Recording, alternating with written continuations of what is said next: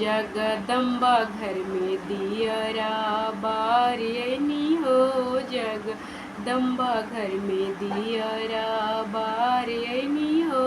जग तारन घर में गज दियरा बारियनी हो। जग तारन घर में दियरा बारियनी हो। सोने सुराही गंगा जल पानी, सोने सुराही गंगा जल पानी, मैया के चरण पखारियनी हो। जगदम्बा घर में दियरा बारियनी हो। जगदम्बा घर में दियरा बारियनी हो। जग तारन घर में दियरा बारियनी हो।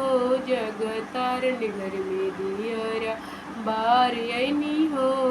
सोने सुराही गंगा जल पानी, सोने सुराही गंगा जल पानी, मैया के चरण पखारियनी हो। जगदम्बा घर में दियरा बारियनी हो। जगदम्बा घर में दियरा बारियनी हो। जग तारन घर में दियरा बारियनी हो। जग तारन घर में दियरा बारियनी हो। सोने के थाली में व्यंजन परोसब, सोने के थाली में व्यंजन परोसब, मैया के भोगवा लगायनी हो। जग तारन घर में दियरा बारियनी हो। जगदम्बा घर में दियरा बारियनी हो। जगदम्बा घर में दियरा बारियनी हो। सोने के थाली में व्यंजन परोसब, सोने के थाली में व्यंजन परोसब, मैया के भोगवा लगायनी हो। जगदम्बा घर में दियरा बारियनी हो। जगदम्बा घर में दियरा बारियनी हो।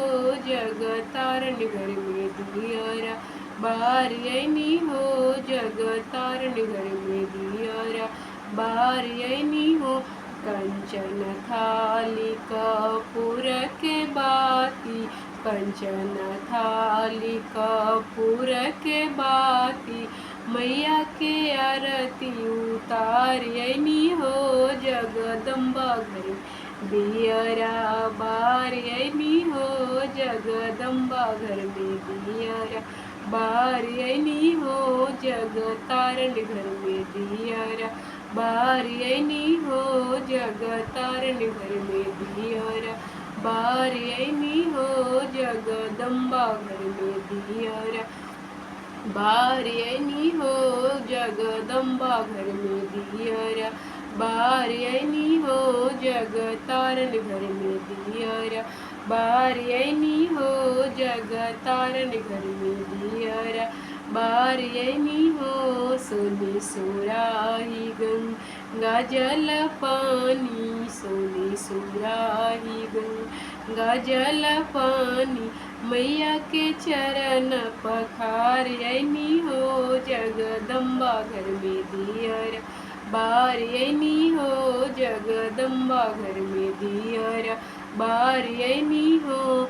कंचन थाली कपूर के बाती, कंचन थाली कपूर के बाती, मैया के आरती उतारियनी हो। जगदम्बा घर में आरती उतारियनी हो। जगदम्बा घर में दियरा बारियनी हो। जगदम्बा घर में दियरा बारियनी हो। जग तारन घर में दियरा बारियनी हो। जग तारन